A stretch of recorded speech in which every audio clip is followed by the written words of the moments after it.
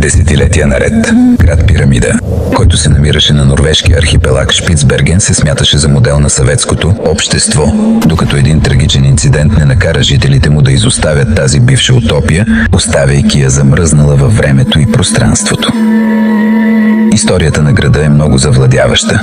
Изоставеният въгледобивен град, който някога е давал работа на стотици мъже от Съветския съюз, е бил запазен и неомърсен тогава. В разцвета си по време на студената война, бивши жители заявяват, че градът е бил наистина върхът на съветския начин на живот.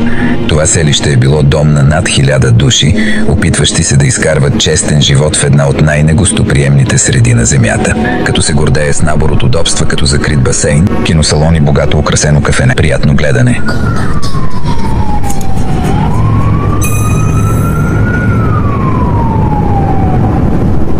В продължение на десетилетия пирамидата функционираше като нещо като съветска утопия, докато фатална самолетна катастрофа и поредица от икономически проблеми не накараха жителите и внезапно да я напуснат. Днес градът е до голяма степен изоставен, с изключение на шепата пазачи и водачи, които управляват този жив музей през летните месеци, както и лисиците, полярните мечки и други диви животни, които обикалят руините му. Страшно, а? Нека продължим. Но как се е създало нещо толкова идеално? И в случая арктическият миньорски град.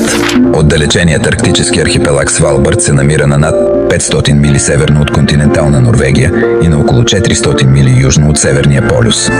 Островите може да са били дом на викинги още през 12 век от новата ера. Въпреки това, първото записано посещение на островите е от холандски моряк през 16 век. След това откритие Шпицберген става добре известно място за спиране на търговци, трапери и ловци. До 20 век редица страни също започнаха да го разглеждат като потенциално ценно място за добив на въглища.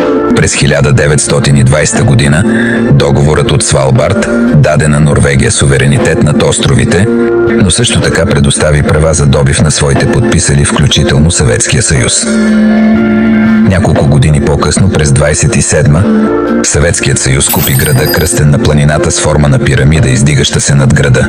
Съветската въглищна компания Trust Arctic започна да строи въглищни мини близо до селището, като изпращаше руски и украински миньори да работят там. До 50-те години на миналия век градът е разцъфнал от пуста арктическа пустош в идеализиран модел на съветската култура.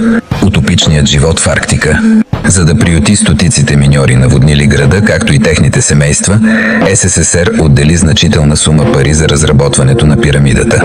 Градът построи десетки най-модерни сгради в съветски стил, включително болница, център за отдих, оранжерии, гробище, кафене и любимо място за пиене. Направено от хиляди бутилки, наречено къщата с бутилки. Имаше и определени общежития, всеки със собствен псевдоним. Лондон беше залата на неженените мъже. Париж беше за неомъжени жени. Хотелът беше мястото, където отсядаха краткосрочни работници, а лудата къща беше за семейства с малки деца. В центъра на градския живот беше голям център за отдих, наречен Културен дворец, който помещаваше баскетболно игрище, отопляем плувен басейн, музикална зала, киносалон и библиотека. В хода на историята на града лодки и самолети транспортират стотици съветски филми до острова, много от които все още остават там и днес. Децата от близкия град Лонгиербиен ходеха там, за да използват плувния басейн, каза Стив Колсън. Арктически еколог в университетския център в Свалбард пред Смитсониан през 2014 година беше доста впечатляващо по онова време. Излишно е да казвам, че работата в Пирамиден беше много желана. Хората, които са имали късмета да си намерят работа там, често се оказват, че се радват на качество на живот, което е по-добро от това, което биха изпитали у дома. Това трябваше да бъде идеално съветско общество, каза Колсън. Град, в който всеки чужденец можеше да дойде без виза, така че служи като изложба на най-доброто от Съветския съюз. В продължение на близо 70 години жителите на Пирамида се наслаждаваха на целия лукс, който градът можеше да предложи, докато един трагичен инцидент не нанесе опустошителен удар на общността. На 29 август 1996 година самолет, нает от Trust Arctic излита от Москва и се отправя към островите Шпицберген. Повечето от пътниците бяха жители на Пирамида. Полетът излетя успешно и започна да се подготвя за слизане в Свалбард. Но критична грешка в комуникацията подпечата съдбата на самолета. Според Life in Norway, екипажът на самолета е разговарял с контрола на въздушното движение преди кацането, но не е успял да общува ясно, тъй като е говорил много малко английски. В резултат на това те по невнимание насочиха самолета извън курса и към планината Опера Фjellet. При катастрофата загинаха всички 141 пътници и членове на екипажа на борда. И за толкова малък град като Пирамиден, въздействието беше огромно. Останките от полет 2801 на Внуково Airlines, при който обществото така и не се възстанови напълно от трагедията. Пирамидата вече не беше фар на идеализирания съветски живот. Вместо това, чувство на ужас и скръб проникна във всяка стая, която някога е отеквала от смях, докато жителите скърбяха за загубата на своите съседи и членове на семейството. Градът затваря, сякаш самолетната катастрофа не беше достатъчна, икономическите проблеми допълнително влошиха морала на общността. Катастрофата доведе до голяма депресия в компанията и работната сила, каза Вадим Прудников, професор в университета в Уфа, Русия, който някога е работил като гид в Пирамиден. Това допринесе за решението да се затвори едно от населените места. Добивът на въглища в Пирамиден носеше огромни печалби. Междувременно заплатите на миньорите започват да падат и Русия вече не субсидира развитието на града. Хайн Бьорк, археолог от Норвежкия университет за наука и технологии, каза пред Смитсониан, че ниските печалби са допринесли за изоставянето на Пирамиден.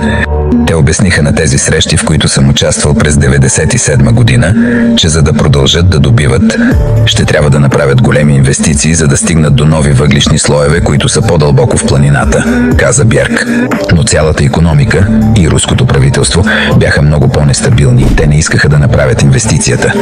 В крайна сметка Тръст Арктико Гол реши да затвори въгледобивната дейност на Пирамиден. По-малко от 2 години след самолетната катастрофа, последната пратка въглища напусна града, заедно с останалите му жители. До октомври 1998 година Пирамидата се превърна в призрачен град. Днес руините на Пирамида стоят замръзнали във времето, реликва от една отминала епоха. Природата бавно си възвърна града, като мухълът расте по стените на бившите резиденции. Местните птици правят гнезда по первазите на прозорците, а полярните мечки и други арктически животни от време на време обикалят територията. Днес хиляди туристи се стичат всяка година в неговите зловещи граници, за да усетят какъв е бил животът в тази мистериозна съветска утопия. Градският хотел е обновен, за да могат гостите да останат в него по време на посещението си. Няма обаче планове за обновяване и съживяване на останалата част от селището. Вместо това градът ще остане натрапчиво свидетелство за едно различно време. Понякога изглежда, че тогава животът е бил по-прост, каза пред BBC Олга Кузнецова, която е живяла в Пирамиден като дете, но умът може да си играе номера. Беше труден живот тук. Сега Пирамиден е като къща, обитавана от призраци, и това ме натъжава. Но въпреки всичко това, аз го обичам тук. Това е специално място. Когато това се случи, е много трудно да си тръгнеш. А вие бихте ли отишли в град Пирамида? Споделете в коментарите и до нови срещи!